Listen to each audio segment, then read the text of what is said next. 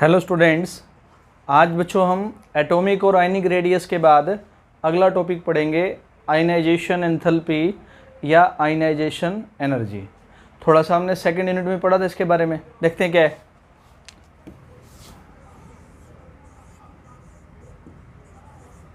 Ionization enthalpy या बच्चों बोल देंगे इसको एनर्जी। तो इसके नाम में डेफिनेशन छुपी हुई है। पहली बात क्या है? आयनाइजेशन, आयन बनाना। दूसरी बात क्या है? एनर्जी। तो दो चीज़ें यहाँ पे ध्यान करेंगे इसमें हम। आयनाइजेशन से आयन बनाना, एनर्जी से एनर्जी। तो क्या आयन बनाना और क्या एनर्जी? जैसे अपने पास बच्चों कोई एटम है गैस की स्टेट में, उस जो एटम गैस की स्टेट में हमने उसको एनर्जी दी और एनर्जी ने काम क्या किया? ये जो एटम गैस की स्टेट में है इसके अंदर न्यूक्लियस और लास्ट वाले इलेक्ट्रॉन के बीच में जो फोर्स ऑफ अट्रैक्शन है, एनर्जी ने उस अट्रैक्शन को ख़त्म कर दिया। और ऐसा अट्रैक्शन ख़त्म होने से बच्चों इलेक्ट्रॉन लास्ट वाला इस गैसियस एटम से बाहर चला गया। एनर्जी देते ही अट्रैक्शन ख़त्म न्यूक्लियस और इलेक्ट्रॉन के बीच में, और लास्ट वाला इलेक्ट्रॉन एटम में से बाहर निकल के चला गया, एटम पे पॉजिटिव चार्ज आ गया। तो बनाना आयन। तो ऐसा पॉजिटिव आयन बनाने के लिए ये जो एनर्जी लगी उसका नाम हो जाएगा आयनाइजेशन एंथैल्पी या एनर्जी। यानी किसी भी गैसियस एटम में से उसका लास्ट इलेक्ट्रॉन बाहर निकालने के लिए, ताकि उसका गैसियस कैटायन बन जाए, जो एनर्जी दी जाती है उसको बोलते हैं हम आयनाइजेशन एनर्जी या enthalpy. Amount of energy required to remove the last electron from a gaseous atom, from a gaseous atom to form the gaseous cation is called ionization enthalpy or energy। लिखते definition क्या है? It is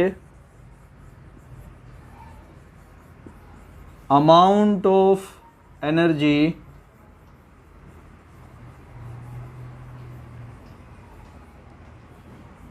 required to remove the last electron from a gaseous atom, एक gaseous atom से क्या करने के लिए बच्चों? to form क्या बच्चों? gaseous cation। ठीक हो गया यहाँ तक? एक और डेफिनेशन बताई थी मैंने इसकी, शायद उसको भी यहाँ लागू करते हैं कि बच्चों किसी भी गैसियस एटम में उसके ग्राउंड स्टेट से इलेक्ट्रॉन को उसके ग्राउंड स्टेट से इनफाइनाइट स्टेट तक भेजने के लिए, इलेक्ट्रॉन को उसके ग्राउंड स्टेट से इनफाइनाइट स्टेट तक भेजने के लिए जो एनर्जी देते हैं, जो एनर्जी रिक्वायर्ड है, उसको बोलते हैं बच्चों आयनाइजेशन एंथैल्पी। अब बच्चों जो इलेक्ट्रॉन अपने ग्राउंड स्टेट से इनफाइनाइट स्टेट में चला गया, नहीं रिमूव ही हो गया एक तरह से एटम से, तो इसलिए इसको ही बोला बच्चों आयनाइजेशन एंथैल्पी। अब कई बच्चे कहें गैसियस एटम क्यों लिया है? बच्चों ये जो प्रॉपर्टी है ना आयनाइजेशन एंथैल्पी एनर्जी, ये सिंगल एटम की प्रॉपर्टी है।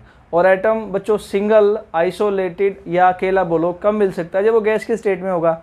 लिक्विड में भी एटम पास पास होते हैं, ग्रुप बन सकता है उनका, और सॉलिड में तो बिल्कुल पास पास होता है, वहाँ तो ग्रुप होता है। तो इस सिंगल अकेले एटम की प्रॉपर्टी पढ़ने के लिए हम आयनाइजेशन एंथैल्पी में जो डिस्कस करते हैं वो गैसियस एटम की बात करते हैं। लिखते हैं दूसरी definition. It is amount of energy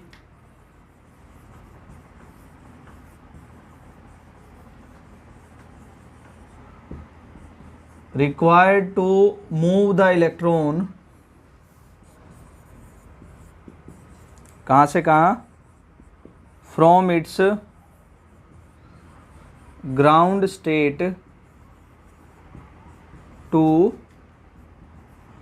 infinite state। Ground state से कहाँ तक बच्चों? इनफाइनाइट स्टेट तक। फिर आपने इसको कैसे फाइंड करते हैं, कैसे कैलकुलेट करते हैं, उसका फॉर्मूला भी बोहर के मॉडल में पढ़ा था ना, बोहर वाले एनर्जी का फॉर्मूला लगा के, उसकी खैर बात मैं यहाँ पे नहीं कर रहा। अब बच्चों आगे बढ़ते हैं। आयनाइजेशन एंथैल्पी की यूनिट क्या हो सकती है उसको एक बार देखते हैं, चेक करते हैं। यूनिट ऑफ आयनाइजेशन एंथैल्पी, तो क्या क्या यूनिट हो सकती है बच्चों? इलेक्ट्रॉन वोल्ट पर एटम,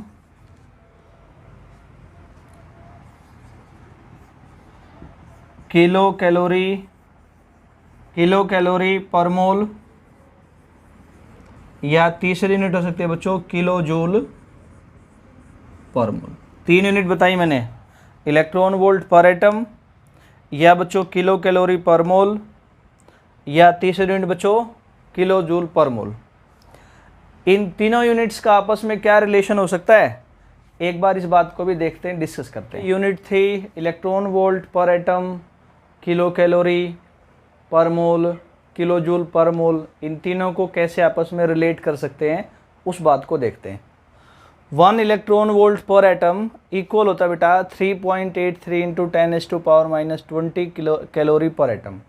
इलेक्ट्रॉन वोल्ट पर एटम को कैलोरी पर एटम में बदला, और कैलोरी पर एटम बेटा इक्वल होगा 1.6 इंटू, यानी कि 1 इलेक्ट्रॉन वोल्ट किसके इक्वल होगा 1.6 इंटू 10⁻⁻19 जूल पर एटम। ये पहले ही पढ़ा है भाई, 1 इलेक्ट्रॉन वोल्ट में 1.6 इंटू 10⁻⁻19 जूल होते हैं। एक बात समझने की बेटा, एक कैलोरी में कितने जूल होते हैं? 4.184 जूल। एक कैलोरी में 1.48 जूल होते हैं। तो इसको इस रिलेशन का यूज करके भी इसमें कन्वर्ट कर सकते हैं, यानी 1 इलेक्ट्रॉन वोल्ट इतने जूल के इक्वल है, या 3.83 इंटू 10⁻⁻20 कैलोरी पर एटम 1.6 इंटू 10⁻⁻19 जूल पर एटम के इक्वल है। एक बात। दूसरी बात बेटा, 1 इलेक्ट्रॉन वोल्ट पर एटम को और बदला बेटा, ये था 3.83 इंटू 10⁻20 कैलोरी पर एटम। तो क्या किया बेटा, एटम को हमने किस में कन्वर्ट किया? मोल में। इसको एवोगैड्रो नंबर से मल्टीप्लाई कर दिया।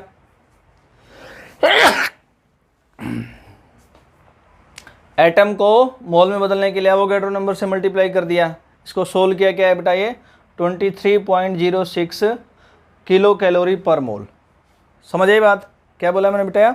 इसको जो इलेक्ट्रॉन वोल्ट है, इसको हमने इलेक्ट्रॉन वोल्ट पर एटम को पहले मोल में बदला। ठीक हो गया? मोल में बदलने के लिए ये कैलोरी पर एटम था ही, ये कैलोरी पर एटम था बेटा। ये वाली बात यहाँ जाओ, अगर पूरा दोबारा बताता हूँ। ये कैलोरी पर एटम है, यहाँ इसका मोल बनाया एवोगैड्रो नंबर से मल्टीप्लाई करके। तो किस में आ गई बेटा वैल्यू? कैलोरी पर मोल में। ये कैलोरी पर मोल है इस कैलोरी पर एटम का। कैलोरी पर मोल का अगर हमने क्या बनाना बेटा, किलो कैलोरी बनाना हो तो 1000 से मल्टीप्लाई कर दो। बोल सकते हो ना यहाँ से ऐसे भाई, 1 किलो कैलोरी में कितनी कैलोरी होंगी बेटा? 1000 आपकी कैलोरी होंगी। तो कैलोरी पर मोल को हमने यहाँ पे किलो कैलोरी पर मोल में बदला। पहले कैलोरी पर एटम का कैलोरी पर मोल बनाया, फिर कैलोरी को बेटा किलो कैलोरी में बदला।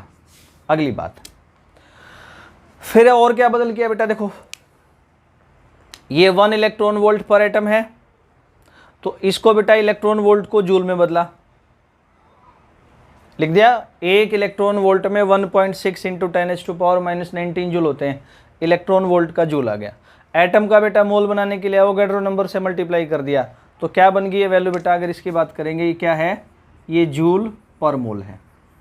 इलेक्ट्रॉन वोल्ट का जूल बनाया, मोल का एटम बनाया। आप जूल का क्या बना दिया बेटा? बस किलो जूल बना दिया। 1 किलो जूल में इसका यूज करते हुए कितने जूल होंगे? किलो का मतलब 1000। तो ऐसे बेटा ये अलग अलग जो यूनिट्स हैं, इनका आपस में रिलेशन है। अब बच्चों थोड़ा आगे बढ़ते हैं। अब देखते हैं अगली बात कि जो आयनाइजेशन एंथैल्पी है वो कौन कौन से फैक्टर्स पे डिपेंड करती है, उसको कौन कौन से फैक्टर्स अफेक्ट करते हैं।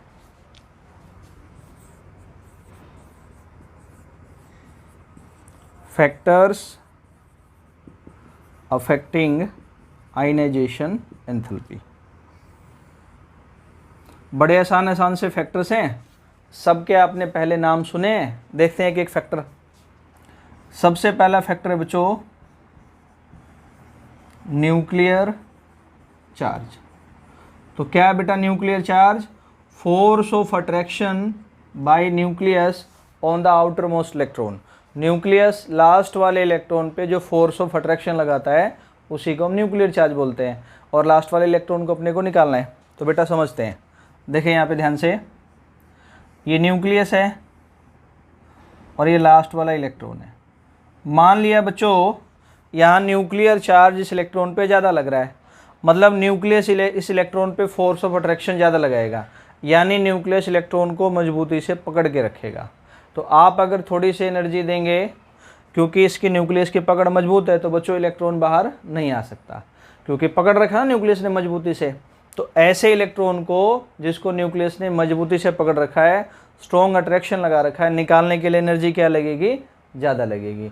यानी कि अगर न्यूक्लियर चार्ज ज़्यादा है तो इलेक्ट्रॉन का बाहर निकलना बच्चों मुश्किल है, क्योंकि न्यूक्लियस ने उसको पकड़ रखा है। जैसे आपको कोई पकड़ ले तो आप भाग नहीं सकते, भागने के लिए आपको अपनी पावर एनर्जी ज़्यादा लगानी पड़ेगी, तो इसलिए यहाँ इलेक्ट्रॉन को ज़्यादा एनर्जी देनी पड़ेगी। तो बच्चों एक लाइन में क्या बोलेंगे कि अगर न्यूक्लियर चार्ज ज़्यादा तो आयनाइजेशन एंथैल्पी भी ज़्यादा। तो आयनाइजेशन एंथैल्पी इज क्या बोल देंगे बेटा? Directly proportional to nuclear charge. ऐसा हम लिख सकते हैं। ठीक है बात। अब इसको एक्सप्लेन और करते हैं। इफ़ न्यूक्लियर चार्ज, अगर न्यूक्लियर चार्ज ज़्यादा है, इज हाई, तो क्या बोलेंगे? देन ये मुश्किल होगा, it is difficult to remove the electron, मुश्किल होगा, और वहाँ क्या चाहिए? And high ionisation enthalpy is, high ionisation enthalpy की क्या होगी वहाँ पे? ज़रूरत होगी। एंड वाइस वर्सा समझ गए ना बेटा, कि अगर न्यूक्लियर चार्ज कम होगा तो इलेक्ट्रॉन आसानी से बाहर चला जाएगा, वहाँ आयनाइजेशन एंथैल्पी की ज़रूरत कम होगी। एक फैक्टर। दूसरा है बच्चों, इससे अपोजिट इसका जो फैक्टर है, जिसको हम शील्डिंग इफेक्ट या बच्चों स्क्रीनिंग इफेक्ट भी बोलते हैं। तो आपको ध्यान है शील्डिंग इफेक्ट क्या है? एक बार बताते हुए उसको समझाता हूँ। जैसे आपने कोई आइटम लिया, न्यूक्लियस, ये बच्चों इनर सेल के इलेक्ट्रॉन हो गए, ये लास्ट वाला हो गया। न्यूक्लियर चार्ज बच्चों इस लास्ट वाले इलेक्ट्रॉन का अट्रैक्शन करता है, पकड़ता है, खींचता है अपनी तरफ, इसको पकड़ के रखता है। लेकिन अंदर वाले सारे इलेक्ट्रॉन मिल करके क्या करते हैं? इसको सब मिल करके इसको रिपेल करते हैं। रिपेल करने को क्या बोलते हैं? Shielding effect. धक्का देने को बोलते हैं बेटा शील्डिंग इफेक्ट। इनर सेल के इलेक्ट्रॉन लास्ट वाले शेल को जिस फोर्स ऑफ रिपल्सन से रिपेल करते हैं, धक्का देते हैं, उसको बोलते हैं शील्डिंग इफेक्ट। अब बच्चों शील्डिंग इफेक्ट से ये लास्ट वाला इलेक्ट्रॉन न्यूक्लियस से दूर हो गया। क्या हो गया? न्यूक्लियस से दूर हो गया, यानी न्यूक्लियस पे कि इस पे इलेक्ट्रॉन पे पकड़ कम हो गई। पकड़ कम हो गई तो क्या होगा? लगभग ये फ्री सा महसूस करेगा। थोड़ी सी भी एनर्जी में देंगे, तुरंत क्या होगा? एटम को छोड़ करके बाहर भाग जाएगा। जैसे क्लास में एक बच्चा है, मान लो मैं टीचर हूँ, बच्चा मेरे से बहुत दूर बैठा है, मेरी रेंज से बाहर है, क्या करेगा? तुरंत उसका कोई शरारती दोस्त आएगा, उसको लालच देगा, उठ के भाग जाएगा, क्योंकि मेरी रेंज से बाहर है, मेरी पकड़ से दूर है। तो ऐसे बेटा यहाँ शील्डिंग इफेक्ट से इलेक्ट्रॉन न्यूक्लियस से दूर हो जाता है, उसकी पकड़ से दूर हो जाता है, इसलिए थोड़ी सी एनर्जी देते इलेक्ट्रॉन तुरंत रिमूव होकर बाहर चला जाता है। यानी शील्डिंग इफेक्ट ज़्यादा होगा तो वहाँ पे आयनाइजेशन एंथैल्पी बेटा क्या लगेगी? कम लगेगी। तो इसको लिखते हैं कि क्या बच्चों? Ionization enthalpy is inversely proportional to क्या? Shielding effect. कि अगर शील्डिंग इफेक्ट ज़्यादा तो बच्चों आयनाइजेशन एंथैल्पी की वैल्यू क्या? कम। तो एक्सप्लेन करते हैं इसको। If shielding effect then nuclear charge यानी इलेक्ट्रॉन पे अट्रैक्शन लास्ट वाले पे पकड़ इज लो, इसलिए क्या बोलेंगे? सो इलेक्ट्रॉन इज रिमूव, इसलिए इलेक्ट्रॉन क्या होगा? रिमूव होगा आसानी से, इजली, एंड वैल्यू ऑफ, और वहाँ एनर्जी क्या लगेगी? कम लगेगी। आयनाइजेशन एंथैल्पी इज लो, और नहीं तो क्या बोल देंगे बेटा? Vice versa. ठीक, कि शील्डिंग इफेक्ट कम तो न्यूक्लियर चार्ज ज़्यादा, पकड़ ज़्यादा, एनर्जी वहाँ ज़्यादा लगानी पड़ेगी। तीसरा फैक्टर देखते हैं बच्चों, इन दोनों फैक्टर का समावेश है मिला करके यहाँ पे साइज ऑफ एटम। अब आपको ठीक से समझ आ जाएगा, दोनों फैक्टर पढ़ लिए हैं। तो मैंने बच्चों 2 एटम बनाए यहाँ पे, ये पहला एटम न्यूक्लियस, ये बेटा इसके चारों तरफ ऐसे इलेक्ट्रॉन घूम रहे हैं। एक एटम और बना दिया इधर, ये न्यूक्लियस, ये इसके चारों तरफ ऐसे क्या कर रहे हैं, इलेक्ट्रॉन घूम रहे हैं।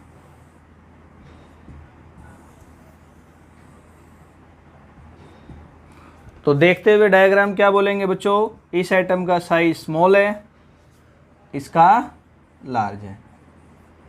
तो अगर एटम का साइज छोटा है तो बच्चों न्यूक्लियर चार्ज ज़्यादा लगेगा क्योंकि इलेक्ट्रॉन बिल्कुल पास में है, और इसको निकालने के लिए एनर्जी ज़्यादा लगेगी। और साइज बड़ा है तो बच्चों लास्ट वाला इलेक्ट्रॉन क्या होगा, न्यूक्लियस से तो बहुत दूर होगा ना। तो न्यूक्लियस का भी पढ़ा है मैंने, इस पर पकड़ कम होगी, न्यूक्लियर चार्ज कम होगा, थोड़ी सी एनर्जी देते एटम से इलेक्ट्रॉन बाहर हो जाएगा, आयनाइजेशन एंथैल्पी इसकी लो होगी। तो क्या बोलेंगे बेटा एक लाइन में, ionisation enthalpy is inversely proportional to size of atom. अगर एटम का साइज छोटा है, न्यूक्लियर चार्ज ज़्यादा लगेगा, आयनाइजेशन एंथैल्पी की वैल्यू क्या होगी, उसकी ज़्यादा होगी। इसको एक्सप्लेन करते हैं। तो बच्चों लिखते हैं, क्या बोलेंगे, if size of atom is small, अगर एटम का साइज स्मॉल है, वही पुरानी बात, देन न्यूक्लियर चार्ज यानी लास्ट वाले इलेक्ट्रॉन पे क्या बेटा पकड़, इज हाई। इसलिए क्या होगा, इट इज डिफिकल्ट टू, मुश्किल होगा इलेक्ट्रॉन को निकालना, it is difficult to remove the electron and value of ionisation enthalpy is high, high होगी, और नहीं तो उल्टा बेटा उससे, एंड वाइस वर्सा। साइज बड़ा, न्यूक्लियर चार्ज कम, इलेक्ट्रॉन को निकालना आसान, आयनाइजेशन एंथैल्पी की वैल्यू कम। 3 फैक्टर हो गए बेटा। चौथा देखते हैं, इलेक्ट्रॉन को रिमूव करना है तो सबसे इंपॉर्टेंट फैक्टर क्या हो जाएगा, इलेक्ट्रॉन का इलेक्ट्रॉनिक कॉन्फ़िगरेशन। सबसे इंपॉर्टेंट चीज़ यही है ना, इलेक्ट्रॉन का इलेक्ट्रॉनिक कॉन्फ़िगरेशन। तो इलेक्ट्रॉनिक कॉन्फ़िगरेशन में क्या बच्चों, आप सबने पढ़ा है, हाफ फिल्ड या फुली फिल्ड कॉन्फ़िगरेशन स्टेबल होते हैं। तो अगर हम किसी एटम में से बच्चों जिसका कॉन्फ़िगरेशन हाफ फिल्ड या फुली फिल्ड है, उसका इलेक्ट्रॉन रिमूव करते हैं, तो स्टेबल है तो अपने इलेक्ट्रॉन क्यों देगा, क्योंकि अगर उसने इलेक्ट्रॉन दिए तो अनस्टेबल हो जाएगा, उसको पता है कि अनस्टेबल होगा तो अपने इलेक्ट्रॉन देगा ही नहीं। तो उस कंडीशन में उस एटम के लिए बच्चों आयनाइजेशन एंथैल्पी की वैल्यू ज़्यादा लगेगी, हाई लगेगी, एज कंपेयर टू किसी नॉर्मल कॉन्फ़िगरेशन से जब इलेक्ट्रॉन को रिमूव किया जाएगा। बात समझ आई। मान लीजिए बेटा क्लास में एक बच्चा है, वो लास्ट वाले बेंच पे बैठता है समझाने के लिए, वो हाँ स्टेबल है, टीचर के रेंज से बाहर है। अगर टीचर ने कहा तो बेटा पहले बेंच पे आ जाए, तो पहले बेंच पे बच्चा आता है, अपनी पोजीशन बदलता है, तो अपने आप को अनस्टेबल महसूस करेगा, तो इसलिए वो नहीं आना चाहेगा। तो टीचर को वहाँ लाने के लिए एनर्जी ज़्यादा लगानी पड़ेगी ना, वो चाहे बेटा प्यार से एनर्जी लगाए और चाहे अपने ताकत वाली एनर्जी लगाए, उसको एनर्जी लगानी पड़ेगी ना। सेम एटम में है, half field fully field stable है, इसलिए एटम इलेक्ट्रॉन नहीं देगा, नहीं देगा तो बेटा वहाँ क्या लगेगी, ज़्यादा एनर्जी लगा करके इलेक्ट्रॉन को रिमूव करना पड़ेगा। लिखते हैं इस बात को, इफ इलेक्ट्रॉन इज, अगर इलेक्ट्रॉन को रिमूव करना है, रिमूव फ्रॉम हाफ फिल्ड और fully filled configurations,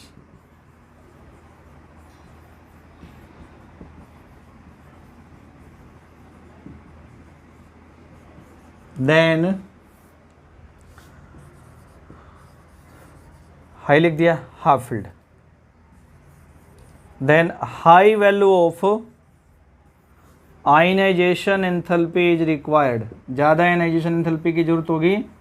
क्यों होगी बच्चों, क्योंकि because this type of configuration, इस तरह का कन्फिग्रेशन क्या होता है, स्टेबल होता है। This type of configuration is stable. और थोड़ा समझने के लिए बच्चों इसका आप एग्जाम्पल भी देख सकते हैं। एक मान लिया मैंने 2 आइटम लिए बेटा, एक लिया फॉस्फोरस 15 इलेक्ट्रॉन, कन्फिग्रेशन लिखते हैं 1s2 2s2 2p6 3s2 3p3 4 6 10 2 12 और 3 15, हाफ फील्ड हो गया, 3p3 है, ठीक हो गया। एक और आइटम लिया मैंने sulphur 1s2 2s2 2p6 16 electron है, 3s2 3p4, p में 4 इलेक्ट्रॉन है। तो बच्चों इस हिसाब से ना ये हाफ फील्ड है ना फुली फील्ड है, लेकिन फॉस्फोरस क्या हाफ फील्ड है। तो आपने पढ़ा हाफ फील्ड वाला स्टेबल है कन्फिग्रेशन। इस हिसाब से बच्चों फॉस्फोरस के लिए सल्फर के कंपेयर में हाई आयनाइजेशन एंथैल्पी की नीड होगी। ठीक, आई ये बात समझ। अगला फैक्टर बच्चों 5th लास्ट, पेनेट्रेशन इफेक्ट, नाम लिखा मैंने पेनेट्रेशन इफेक्ट। पेनेट्रेट होता ना किसी चीज़ के आर पार जाना, छेद करना। जैसे ड्रिल मशीन को बच्चों दीवार के पास रखोगे बिल्कुल पास में, तो उसको पेनेट्रेट करने की, दीवार को पेनेट्रेट करने की मशीन की पावर ज़्यादा होगी।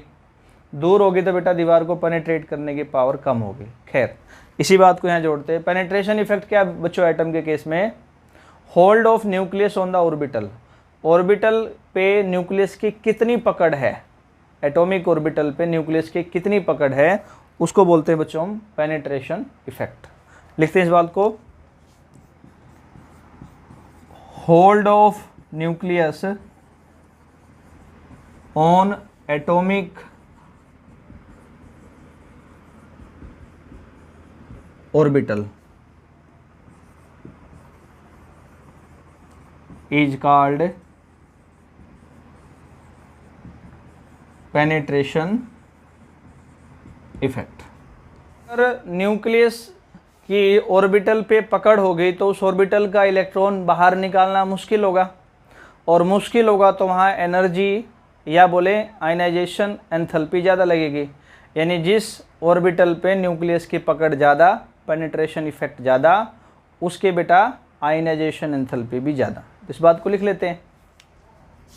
तो यहाँ से बोल देंगे बेटा, सीधा सीधा लिख ही देते हैं एक लाइन में कि ionisation enthalpy is directly proportional to, भाई जहाँ पकड़ ज़्यादा वहाँ आयनाइजेशन एंथैल्पी भी ज़्यादा, directly proportional to penetration effect. और फिर यहाँ से अगली बात क्या लिख सकते हैं बेटा हम, ऑर्डर ऑफ पेनिट्रेशन इफेक्ट क्या है, मतलब ऑर्बिटल भी तो पता होनी चाहिए ना कि किस पे पकड़ ज़्यादा है किस पे पकड़ कम है। तो अगर बच्चों इलेक्ट्रॉन क्या है, एस के ऑर्बिटल का है तो पेनिट्रेशन इफेक्ट ज़्यादा है, पी वाले में कम है, डी वाले में और कम है, और एफ वाले में सबसे कम। एस ऑर्बिटल पे पेनिट्रेशन इफेक्ट ज़्यादा, पी में उससे कम, डी में उससे कम, एफ में सबसे कम। मतलब एस को इलेक्ट्रॉन, एस ऑर्बिटल से इलेक्ट्रॉन निकालने के लिए एनर्जी ज़्यादा लगेगी, पी ऑर्बिटल से उससे कम लगेगी, डी ऑर्बिटल से उससे कम लगेगी, एफ ऑर्बिटल से सबसे कम लगेगी। तो इस बेसिस पे हम बच्चों यहाँ से बोल सकते हैं आयनाइजेशन एंथैल्पी का ऑर्डर ऑफ आयनाइजेशन एंथैल्पी, सबसे ज़्यादा एस ऑर्बिटल के लिए, उससे कम पी ऑर्बिटल के लिए, उससे कम डी ऑर्बिटल के लिए, सबसे कम एफ ऑर्बिटल के लिए। इसको ठीक से समझने के लिए इसका एग्जाम्पल देखते हैं बच्चों। आपके पास 2 आइटम हैं, एक है बेटा बेरिलियम, एक है बोरोन। तो अगर इसमें चेक करना हो पेनिट्रेशन इफेक्ट से किसकी आयनाइजेशन एंथैल्पी ज़्यादा है तो चेक करते हैं। बेरिलियम में 1s2 2s2 4 इलेक्ट्रॉन है, बोरोन में 5 हैं, 1s2 2s2 2p1। यहाँ बच्चों लास्ट इलेक्ट्रॉन एस ऑर्बिटल में आया है ना, यहाँ बच्चों लास्ट इलेक्ट्रॉन पी ऑर्बिटल में आया है। और अभी अभी आपने पढ़ा पेनिट्रेशन इफेक्ट एस ऑर्बिटल का ज़्यादा है, पी ऑर्बिटल का कम है, इसलिए बेरिलियम में एस ऑर्बिटल से इलेक्ट्रॉन निकालना है, पेनिट्रेशन इफेक्ट यहाँ ज़्यादा है, इसलिए बेरिलियम एटम की आयनाइजेशन एंथैल्पी हाई होगी as compare to boron atom.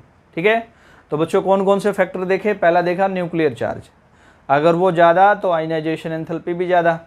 दूसरा शील्डिंग इफेक्ट रिपल्सन है, अगर शील्डिंग इफेक्ट ज़्यादा तो आयनाइजेशन एंथैल्पी कम।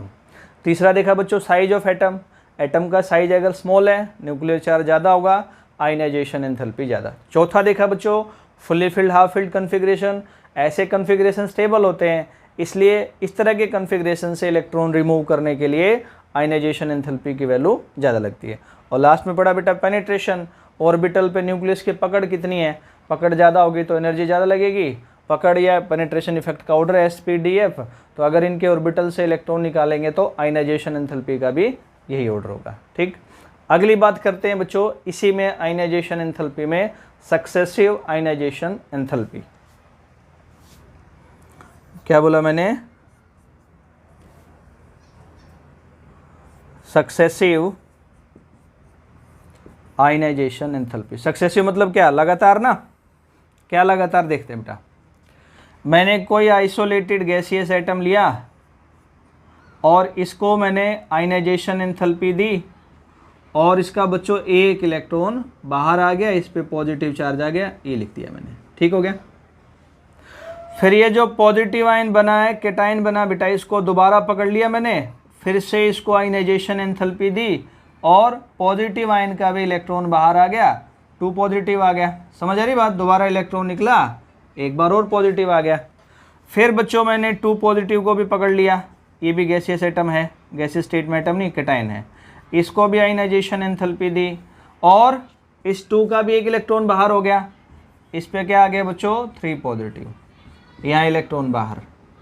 तो बच्चों किसी भी गैसियस एटम में से पहला इलेक्ट्रॉन निकालने के लिए, दूसरा इलेक्ट्रॉन निकालने के लिए, तीसरा इलेक्ट्रॉन निकालने के लिए, ऐसा लगातार जो हम आयनाइजेशन एंथैल्पी देंगे उसको बोलते हैं सक्सेसिव आयनाइजेशन एंथैल्पी। पहला इलेक्ट्रॉन निकालने के लिए एनर्जी दी उसको बोल देंगे आयनाइजेशन एंथैल्पी 1, दूसरा निकालने के लिए जो एनर्जी दी आयनाइजेशन एंथैल्पी 2, तीसरे के लिए जो एनर्जी दी बोल देंगे आयनाइजेशन एंथैल्पी 3। लिखते हैं definition, amount of energy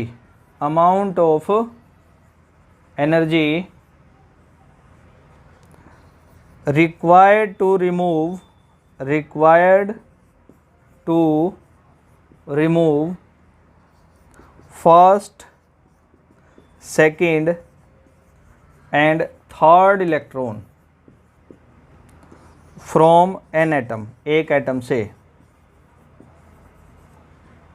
Amount of energy required to remove first, second and third electron from an atom is called, क्या बोलते हैं इस एनर्जी को बच्चों, सक्सेसिव आयनाइजेशन एंथैल्पी। ठीक है, यहाँ तक की बात। अब थोड़ा बच्चों कंपेयर करते हैं तीनों में से कौन सी एनर्जी ज़्यादा होगी, कौन सी एनर्जी कम होगी। जब पहला इलेक्ट्रॉन निकाला बच्चों न्यूक्लियर चार्ज लगा होगा, बिल्कुल लगा होगा, ठीक है। अगले में क्या बच्चों, एक इलेक्ट्रॉन कम हो गया ना लास्ट में से, लेकिन न्यूक्लियर चार्ज तो उतना है ना, प्रोटॉन उतना ही है। तो अगला इलेक्ट्रॉन जब निकालेंगे तो इस केटायन ने लास्ट वाले इलेक्ट्रॉन पे न्यूक्लियर चार्ज इसके कंपेयर में ज़्यादा लगाया, क्योंकि एक इलेक्ट्रॉन कम हो गया, प्रोटॉन या पॉजिटिव चार्ज उतना ही है, इसने ज़्यादा लगाया न्यूक्लियर चार्ज, यानी आयनाइजेशन एंथैल्पी 2 फर्स्ट से ज़्यादा लगेगी। थर्ड में आ जाओ, इसमें क्या बच्चों, लास्ट में से एक और इलेक्ट्रॉन कम हो गया, लेकिन न्यूक्लियर चार्ज पॉजिटिव चार्ज तो उतना ही है, इसलिए न्यूक्लियर चार्ज की लास्ट में एक इलेक्ट्रॉन कम होने से पकड़ ज़्यादा है, तो यहाँ पे एनर्जी और लगेगी, आयनाइजेशन एंथैल्पी 3 और ज़्यादा लगेगी। समझ रहे हो ना। मान लो बेटा लास्ट में 5 इलेक्ट्रॉन थे पहले, उन पे न्यूक्लियर चार्ज लग रहा था मान लो 20 यूनिट का, अगली बार 4 इलेक्ट्रॉन है, कम हो गया एक, लेकिन न्यूक्लियर चार्ज 20 ही लगा, तो 20 का 4 पे पकड़ ज़्यादा, इसलिए एनर्जी ज़्यादा लगेगी। अगली बार 4 में से भी एक कम हो गया, इलेक्ट्रॉन हो गए 3, न्यूक्लियर चार्ज 20 ही है, तो 20 की 3 पे तो पकड़ और ज़्यादा होगी, तो वहाँ एनर्जी और ज़्यादा लगेगी। तो क्या बोलेंगे बेटा, सक्सेसिव आयनाइजेशन एंथैल्पी में आयनाइजेशन एंथैल्पी 1 सबसे कम, 2 उससे ज़्यादा, 3 उससे ज़्यादा। क्यों? क्योंकि इलेक्ट्रॉन रिमूव होने के बाद न्यूक्लियर चार्ज की वैल्यू क्या होती जाती है, इंक्रीज होती जाती है। तो लिखते हैं बच्चों, order of successive ionisation enthalpy, सबसे कम आयनाइजेशन एंथैल्पी 1, उससे ज़्यादा 2, उससे ज़्यादा 3। क्या रीजन है?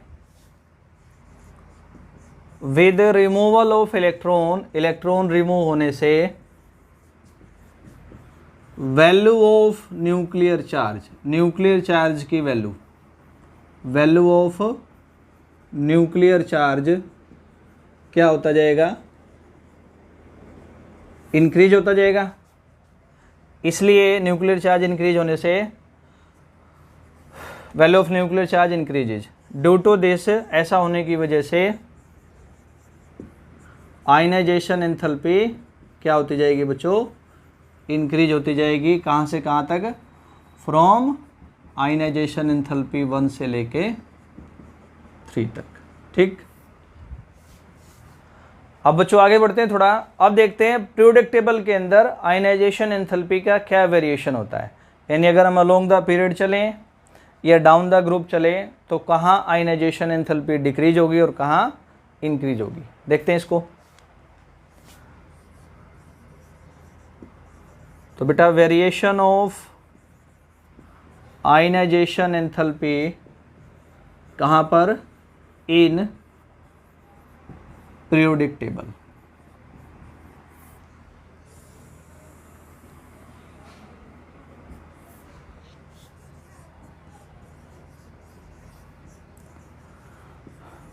पहले लिखा बच्चों मैंने अलोंग द पीरियड, यानी कि लेफ्ट टू राइट। तो ये बेटा पहले भी आया, अलोंग द पीरियड चलेंगे तो न्यूक्लियर चार्ज इंक्रीज होने की वजह से साइज या एटॉमिक रेडियस डिक्रीज होता है। इसलिए लेफ्ट टू राइट या अलोंग द पीरियड चलने पर साइज डिक्रीज होने की वजह से आयनाइजेशन एंथैल्पी बेटा क्या होगी, ऐसे इंक्रीज होगी। लिखते हैं इस बात को। तो आयनाइजेशन एंथैल्पी इंक्रीज होगी, किस वजह से, ड्यू टू क्या होता है बेटा, साइज डिक्रीज होता है, न्यूक्लियर चार्ज इंक्रीज होता है। इसको डिटेल में पढ़ चुके हैं। Due to decrease in size of atoms. ऐसा वैलिड है हर एक पीरियड में। कुछ एक्सेप्शन है बच्चों, मैं आपको उनके एग्जाम्पल से समझाता हूँ। जो ऑर्डर होना चाहिए पीरियड में उनको फॉलो नहीं करते हैं। कौन कौन से एक्सेप्शंस हैं देखिए बेटा। मैं एक पीरियड लिख के जो उसमें एक्सेप्शन है उसको क्लियर करता हूँ। सेकंड वाला पीरियड है बेटा ऐसा, lithium, beryllium, boron, carbon, nitrogen, oxygen, fluorine और नियोन, है ना सेकंड पीरियड। ये ऐसे जो बताया मैंने इस हिसाब से बेटा लिथियम की आयनाइजेशन एंथैल्पी सबसे कम, उससे ज़्यादा बेरिलियम के लिए, उससे ज़्यादा बोरोन के लिए। यानी कि बोरोन की आयनाइजेशन एंथैल्पी बेरिलियम से ज़्यादा होनी चाहिए। होता उल्टा है। क्या उल्टा है, आयनाइजेशन एंथैल्पी बेरिलियम के लिए तो ज़्यादा है एज कंपेयर टू बोरोन, और बोरोन के लिए क्या है बेटा, आयनाइजेशन एंथैल्पी आपकी कम है। ऐसा क्यों है, साइज तो यहाँ छोटा हो रहा है लेकिन फिर भी बेरिलियम की आयनाइजेशन एंथैल्पी बोरोन से क्यों ज़्यादा हुई। कन्फिग्रेशन, यहाँ 4 इलेक्ट्रॉन, यहाँ 5। 4 का क्या बनेगा बच्चों, 1s2 2s2। 5 का क्या बनेगा बच्चों, 1s2 2s2 2p1। तो यहाँ आपने ध्यान से समझना है, यहाँ इलेक्ट्रॉन s सबशेल से जाएगा जो कि फुली फिल्ड है, यहाँ p से जाएगा ना फुली फिल्ड ना हाफ फिल्ड। तो इसकी आयनाइजेशन एंथैल्पी ज़्यादा होने का पहला रीजन क्या है बच्चों, बेरिलियम के लिए एक तो इसका कन्फिग्रेशन फुली फिल्ड है। ठीक हो गया, एक काम ख़त्म। दूसरा रीजन क्या है, यहाँ इलेक्ट्रॉन बच्चों s के ऑर्बिटल से रिमूव हो रहा है और यहाँ बच्चों इलेक्ट्रॉन p के ऑर्बिटल से रिमूव हो रहा है। तो मैंने पढ़ा है ना पेनिट्रेशन इफेक्ट, पकड़, s ऑर्बिटल पे पकड़ ज़्यादा है, पेनिट्रेशन इफेक्ट ज़्यादा है, तो इसका इलेक्ट्रॉन बाहर नहीं जा सकता, इसके लिए एनर्जी ज़्यादा लगेगी। p पे पकड़ कम है, जल्दी जाएगा इलेक्ट्रॉन, एनर्जी कम लगेगी। तो दूसरा रीजन क्या होगा बच्चों इसका, हाई पेनिट्रेशन इफेक्ट। तो बेरिलियम की आयनाइजेशन एंथैल्पी बच्चों बोरोन से 2 कारणों से 2 रीजन से ज़्यादा है। एक तो इसका कन्फिग्रेशन फुली फिल्ड है, एक यहाँ s ऑर्बिटल से इलेक्ट्रॉन जाता है इसलिए यहाँ पेनिट्रेशन इफेक्ट ज़्यादा लगेगा। तो साइज फैक्टर है ही, लेकिन मैंने 5 फैक्टर बताए हैं, 2 फैक्टर और इसमें काउंट करेंगे। सारे फैक्टर काउंट करके 2 फैक्टर कौन से काम किए यहाँ पे, कन्फिग्रेशन का और पेनिट्रेशन इफेक्ट का। आगे बढ़ते हैं बेटा। बोरोन से साइज छोटा है कार्बन का, इसलिए कार्बन की आयनाइजेशन एंथैल्पी बोरोन से ज़्यादा होगी। कार्बन से छोटा साइज है नाइट्रोजन का, इसलिए नाइट्रोजन की आयनाइजेशन एंथैल्पी कार्बन से ज़्यादा। नाइट्रोजन से छोटा साइज है ऑक्सीजन का, इसलिए ऑक्सीजन की आयनाइजेशन एंथैल्पी नाइट्रोजन से ज़्यादा होनी चाहिए थी, लेकिन नहीं है। नाइट्रोजन से छोटा साइज है, बात को रिपीट कर रहा हूँ मैं, ऑक्सीजन का, इसलिए ऑक्सीजन की आयनाइजेशन एंथैल्पी ज़्यादा होनी चाहिए थी, लेकिन नहीं है। क्या है? अपोजिट है, ट्रेंड अलग है। नाइट्रोजन की आयनाइजेशन एंथैल्पी क्या बच्चों? ज़्यादा है। क्या बोला मैंने? नाइट्रोजन की आयनाइजेशन एंथैल्पी ज़्यादा है, और ऑक्सीजन की आयनाइजेशन एंथैल्पी क्या बेटा? उसके कंपेयर में कम है। जो होना चाहिए उससे बदल हो गया। क्या कारण है? कॉन्फ़िगरेशन से समझते हैं। नाइट्रोजन में बच्चों 7 इलेक्ट्रॉन है, 1s2 2s2 2p3। ऑक्सीजन में 8 इलेक्ट्रॉन है, 1s2 2s2 2p4। नाइट्रोजन में बेटा क्या है? हाफ फिल्ड, ये ना हाफ फिल्ड है ना फुली फिल्ड है। तो साइज फैक्टर के बावजूद नाइट्रोजन की आयनाइजेशन एंथैल्पी ऑक्सीजन से ज़्यादा क्यों हो गई? क्योंकि बच्चों नाइट्रोजन का कन्फिग्रेशन क्या है? यहाँ पे नाइट्रोजन का कन्फिग्रेशन क्या है बेटा?